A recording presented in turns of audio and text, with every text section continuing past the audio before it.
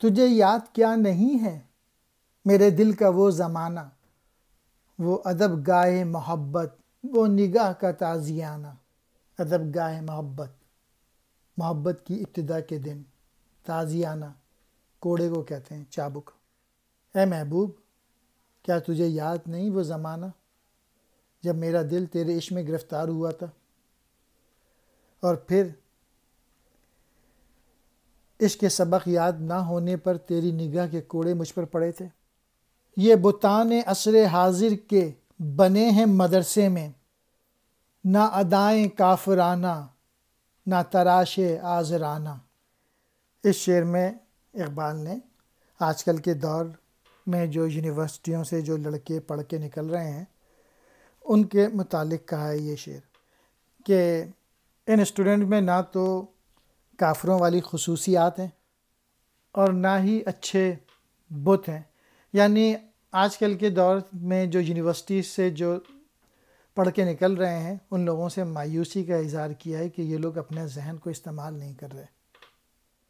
نہیں اس کھلی فضا میں کوئی گوشہ فراغت، یہ جہاں عجب جہاں ہے، نہ قفس نہ آشیانہ۔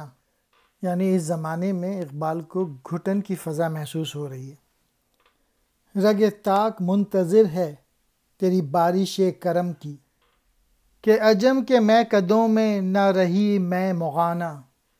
اقبال اس شعر میں دعا کر رہے ہیں کہ رگ طاق کہتے ہیں انگور کی بیل، وہ منتظر ہے تیرے بارش کرم کی، یعنی بارش ہو جائے، تیرا کرم ہو جائے تاکہ دوبارہ جو ہیں وہ ہرے بھرے ہو جائیں مسلمان۔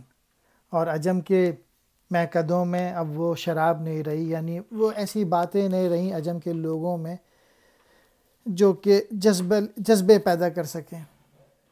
میرے ہم صغیر اسے بھی عصر بہار سمجھے، انہیں کیا خبر کہ کیا ہے یہ نوائے عاشقانہ۔ میں یہ جو پوئٹری لکھ رہا ہوں اس میں نے خون جگر لگایا ہے، اور میرے دوست سمجھ ہی نہ پائے میرے اس پوئٹری کو۔ میرے خاک و خون سے تو نے یہ جہاں کیا ہے پیدا، صلہ شہید کیا ہے تب و تاب جادوانہ۔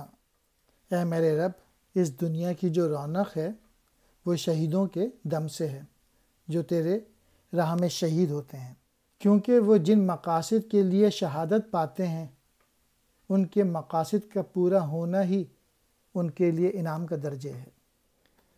تیری بندہ پروری سے میرے دن گزر رہے ہیں، نہ گلہ ہے دوستوں کا نہ شکایت زمانہ۔ مین میسیج یہ ہے کہ شکر میں، گریٹیٹیوڈ میں زندگی گزارنی چاہیے، اور یہ بہت اچھی فیلنگز ہوتی ہیں کہ ہر وقت اللہ تعالیٰ کا شکر ادا کرتے رہنا چاہیے، اور کوئی کمپلین نہیں کرنا چاہیے دوستوں کی اور زمانے کی، سب کو معاف کر دینا چاہیے۔